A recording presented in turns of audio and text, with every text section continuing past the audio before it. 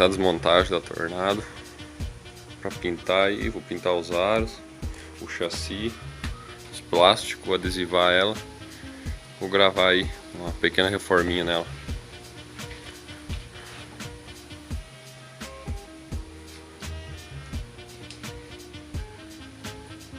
Você vai acompanhando aí para ver.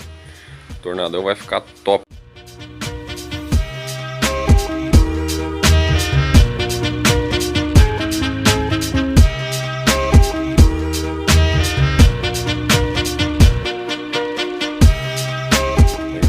Já arranquei todas as carenagens dela. Tá depenado. Agora eu vou arrancar o tanque, caixa de ar, carburador, motor. Por último, vou arrancar as rodas e as bengalas. Já chegou o filtro aqui. Comprei um filtro da CRF para colocar na Tornado, filtro da Anker. Desmontei a caixa aqui, tudo. A caixa tá meio fodida, vou dar uma arrumada nela ainda. Vou colocar o silicone, aqui tá. Cortaram aqui, vou colocar um plástico por cima e vedar bem. Tá sujo, tem que lavar ainda. Aqui, ó, gurizada. Filtro. Aqui, ó. Veda bem mesmo. Aqui, ó. O filtrinho ficar bom. Aí, ó, o filtro tá aprovado, já chegou mais umas pecinhas pra ela.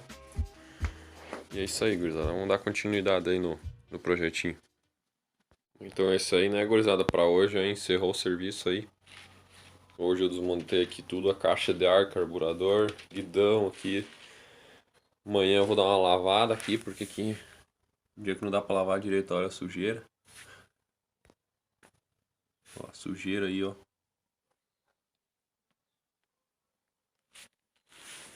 Hoje chegou o filtro, né, que eu mostrei pra vocês já. Um number plate chegou também. Agora nos próximos dias aí tá pra chegar o kit de adesivo. Comprei tinta pra pintar ela.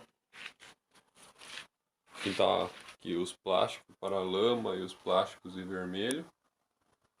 E o chassi de preto. E a balança e as bengalas eu vou polir. E é isso aí, gurizada. Quem gostou aí, deixa o like aí.